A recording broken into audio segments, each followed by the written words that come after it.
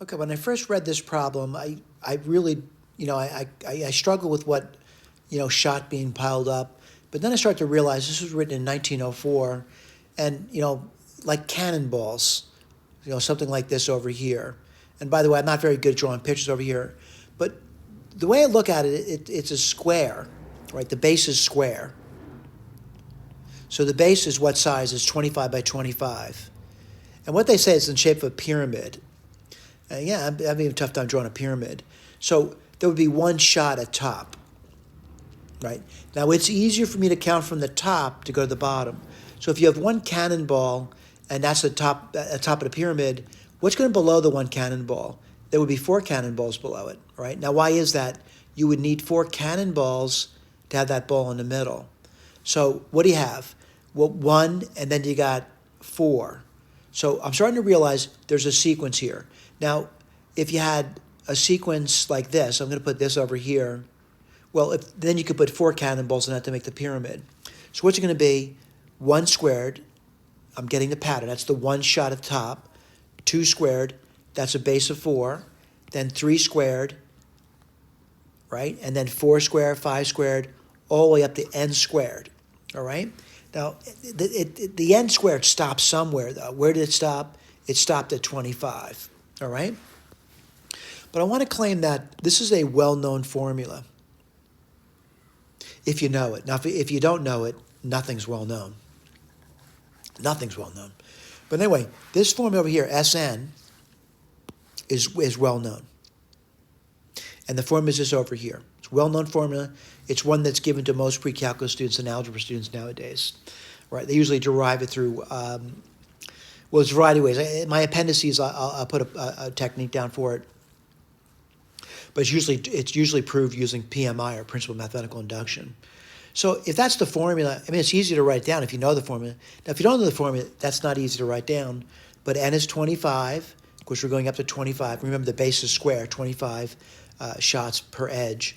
25 plus 1, 2 times 25 plus 1 over 6. And again, if you do the computation, you should get that number, all right? Now, granted, let's use the technique that Wells is going through, and that's going to be that differential method, all right? What's the set A? This is set A over here. Let me write out what A1 is. A1 is 1. And let me do the differences 1. That's right over here. 4 minus 1 is 3. 9 minus 4 is 5. 16 minus 9 is 7. 25 minus 16 is 9. 36 minus 25 is 11. Yada, yada, yada. Understanding D1 is 3 in that list. The difference is, again, next list, 5 minus 3 is 2. 7 minus 5 is 2. And this is our hope. It's going to go quick. 9 minus 11 is 2. 11 minus 25 is 2. And so those differences are all 2. D2 is 2.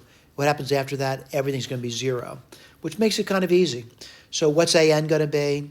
Well, we have a formula for AN, right? Got this over here, right? But it peters out. Where does it peter out? Well, it peters out at D3 forward. So we just have to do this part, all right?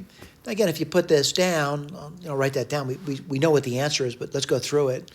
So A25 would be A1, which is 1. N is 25, so 21 minus 1 times D1, which is 3. I'm just going left to right in it. And then I got, 25 minus 1, 25 minus 2 over 2 factorial. What's D2?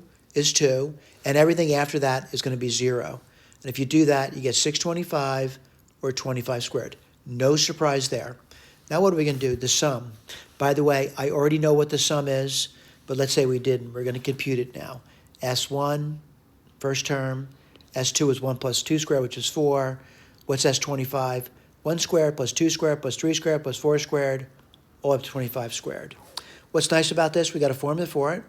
This is our formula. The best part about this formula, though, it peters out.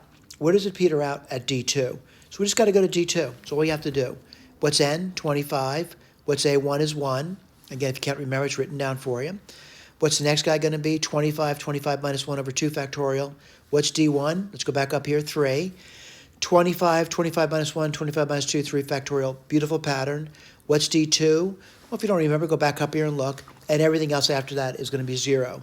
If you do the computation, you will get 5,525, which is the same thing we get from the formula that some people know about, all right? Now, granted, if you didn't know about it, you'd have to go through Wells's technique to do that. Thank you for paying attention.